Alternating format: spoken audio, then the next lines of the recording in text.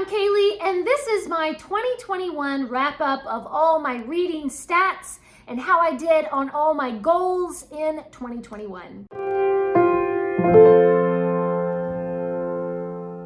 I had a lot of different reading goals in 2021, and some of them I barely did anything on them. Some of them I got about halfway to that goal, but I didn't quite make it. And other goals, I completely knocked it out of the park and then did even more. Like I did more on that goal than the goal even was. I don't even know what I'm saying. So before we dive into all of my goals and my stats and everything, I'm gonna reach back here to our Booktuber Shoutout book and we're gonna shout out somebody randomly. Today's shout out goes to Scally Dandelion About the Books. I will leave a link to their channel down in the description, so be sure to go over and subscribe to them.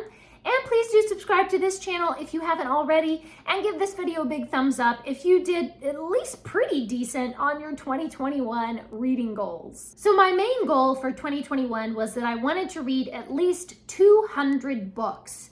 I got pretty close, but I didn't quite reach that goal. Well, I mean, it depends on how you think of that goal. If you exclude the picture books and like little activity books and stuff that I read in 2021, I only read 172 books. So I did not reach my 200 book goal. But if you include all of the picture books and the activity books and stuff, I read 345 books.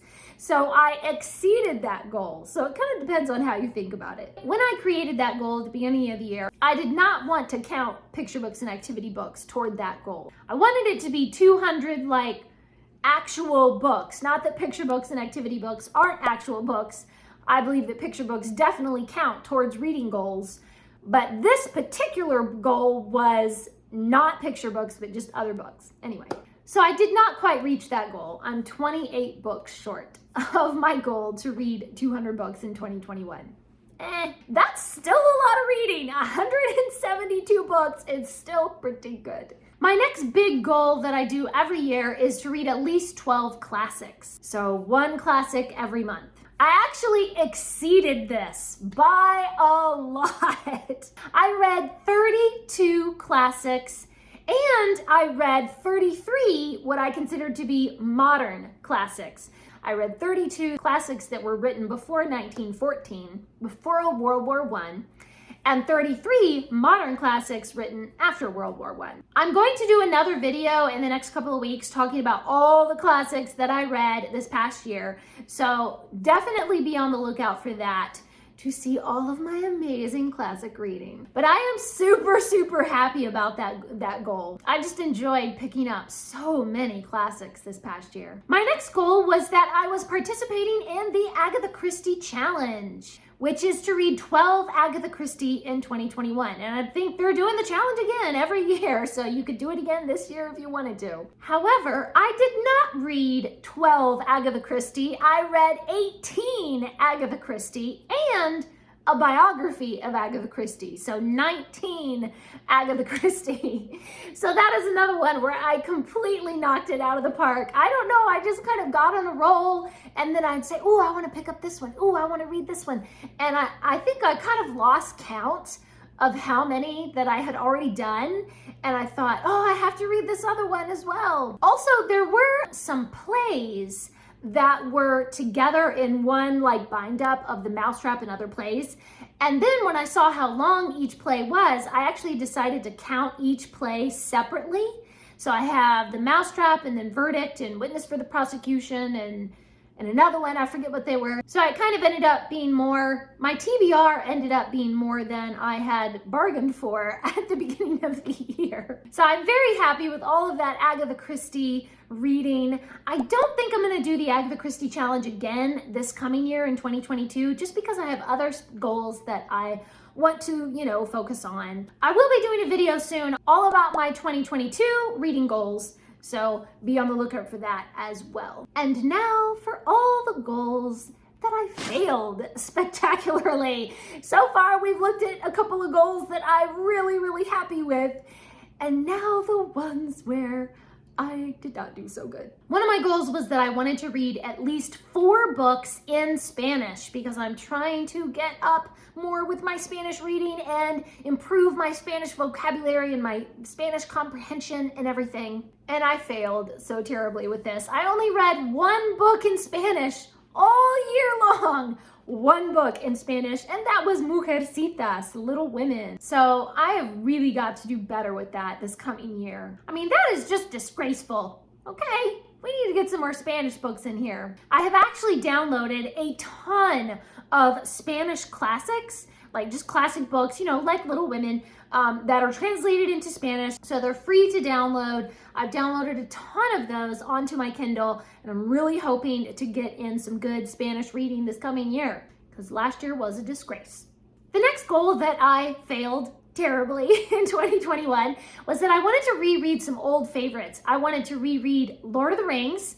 I needed to reread all of Chronicles of Narnia, and I wanted to reread Emily of New Moon. And the only one that I actually did read was the Emily of New Moon trilogy by Lucy Maud Montgomery. So at least I did something on that goal. I did reread the Emily trilogy and enjoyed it very much. And I just love rereading Montgomery books. They're so wholesome and innocent and sweet. However, this is like the 3rd year in a row that I have not reread Lord of the Rings and Narnia. I used to reread both of those every year, but for the last 3 years, I've just had so many review copies from publishers and so many other things on my TBR, and somehow Narnia and Lord of the Rings just keep getting pushed to the side and pushed to the side until finally it's December at the end of the year, and I still haven't read it. I'm really disappointed in myself. Like, those are 2 of my favorite fantasy series of all time, and I used to reread them all the time, and I am way overdue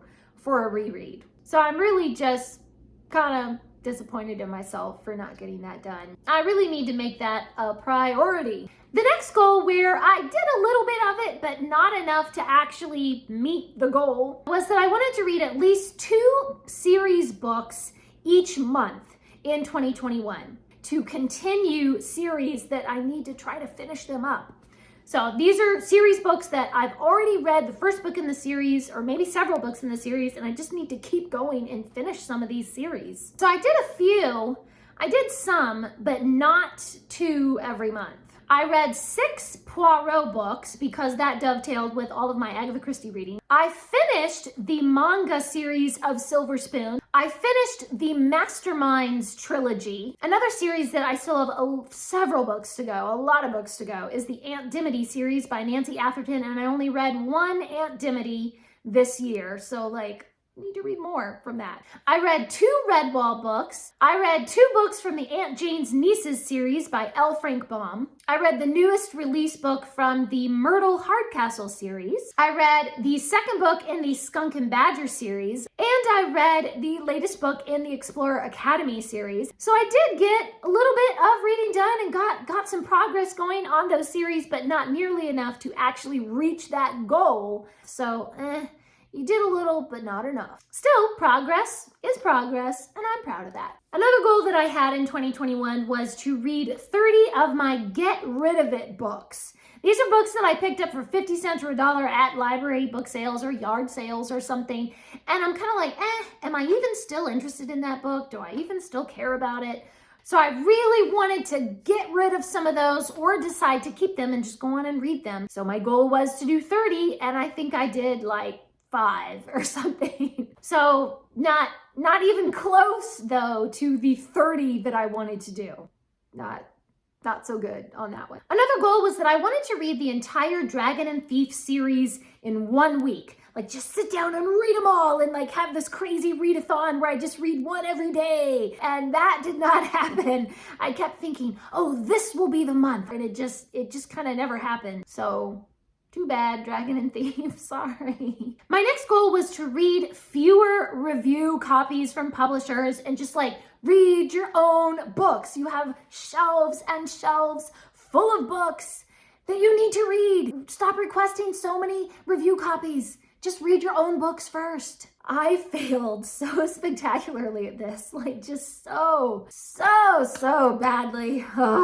Let's see. Let's look at the stats here. Okay. So out of the 345 books that I read this past year, 242 of those were books that I received from a publisher for review, and 103 of those were books that I just already owned, that were just already my own books. So 58% were review copies and 42% were my own books. Oh my goodness, ridiculous. I can't help it though. When a publisher, says, oh, we're promoting this book, do you want a copy? It's just like, yes, ooh, yes, send me all the pretty things that are so shiny. And I can't resist the temptation. All these books sound so cool and it's so hard to say no. I don't know what to do. For the last 2 years, that's been one of my goals, is read your own books.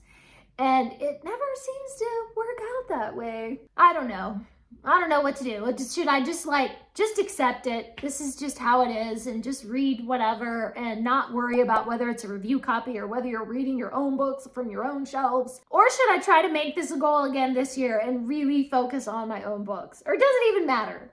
I don't know. What do you guys think? So now let's get into a few of our stats. Out of the 345 books that I read, 49.8% of those were books or graphic novels, and then 50.4% of those were picture books or activity books. So pretty close, almost exactly 50-50 between picture books to regular books. I hate saying regular books, as if a picture book isn't a regular book. That's silly.